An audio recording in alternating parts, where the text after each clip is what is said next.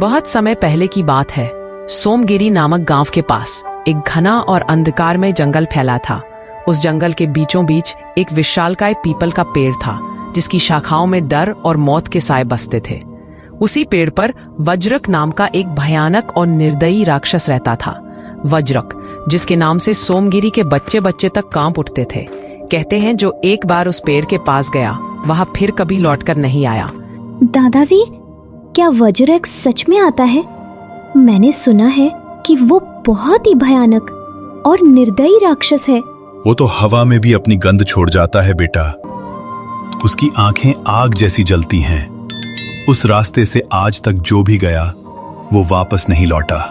एक दिन सुबह के समय सोमगिरी गांव का एक साधारण मगर चतुर ब्राह्मण अचेत्य उसी रास्ते से गुजर रहा था। वह निडर था और कहानियों पर कम, अपने सोच पर ज्यादा भरोसा करता था। ये जंगल कुछ ज्यादा ही सन्नाटा लिए है। कहीं ये वही वज्रक का इलाका तो नहीं? सब कहते हैं उस पेड़ के पास मत जाना, मगर मैं देखूंगा कि आखिर सच क्या है। डर में जीने से अच्छा है डर को समझना। अचेत्य हर कदम के साथ उस घने और अंधकारमय जंगल की गहराई में उतरता गया। सामने वही विशाल पीपल का पेड़ और उसके ऊपर वज्रक की छाया। कौन है जो मौत के द्वार तक खुद चला आया है? अचेत्य चारों तरफ देखता है, लेकिन कोई सामने नहीं था। बस आवाज सुनाई दे रही थी। मैं अचेत्य हूं। मैं देखने आया हूं कि तू भूत है या बस डर की कोई पुरानी परछाई। मूर्ख, अब तेरा नाम भी इन्हीं मौत के पत्थरों पर लिखा जाएगा। अचेत्य जैसे ही उस पीपल के विशालकाय पेड़ के पास पहुंचा, अचानक एक गहरी दहाड़ गूंजी और अगले ही पल वज्रक उसके ठीक सामने प्रकट हो गया। कौन है तू जो मौत की छाया में कदम रख रहा है? क्या तुझे अपनी जान प्यारी नहीं है? जा, लौट जा।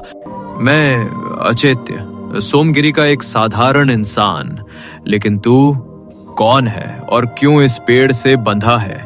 क्यों हर रोज मासूम लोगों की जान लेता है? अचेत्य डर तो गया था, पर उसने हिम्मत नहीं खोई। वह जानता था कि राक्षस से सवाल करना ही उसके राज तक पहुंचने की पहली सीढ़ी है। मैं वज्रक हूँ, सैकड़ों सालों से इस पीपल के पेड़ से बंधा हुआ हूँ। इतना कहते ही वज्रक अचेत्य के कंधे पर बैठ जाता है। अब चलो, मुझे उस दूर के अमृत कुंड तक ले चलो। पर तुम भी तो जा सकते हो, लेकिन मेरे कंधों पर क्यों बैठे हो? तुमसे जितना बोला है उतना ही करो। अमृत कुंड तक मुझे पहुंचाओ, नहीं तो तुम्हें इसी क्षण खा जाऊंगा। अचेत्य का शरीर कांप उठा, मगर अपनी चतुराई न खोते हुए उसने साहस किया और अमृत कुंड को जाने लगा। हे वज्रक, तुम खुद पैदल क्यों नहीं जाते? आखिर तुम भी तो चल सकते हो।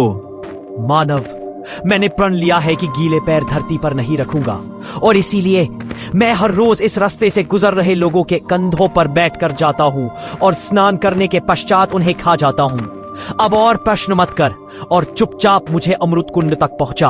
अचेत्य ने वज्रक को अमृत कुंड तक पहुंचाया। वज्रक अचेत्य के कंधों पर से उतरता है और बोलता है, मैं स्नान करने जा रहा हूं। जब तक मैं लौट न आऊं तब तक यहीं रुके रहना, और हाँ, भागने की कोशिश मत करना, वरना मैं तुम्हें जिंदा ही निगल जाऊंगा।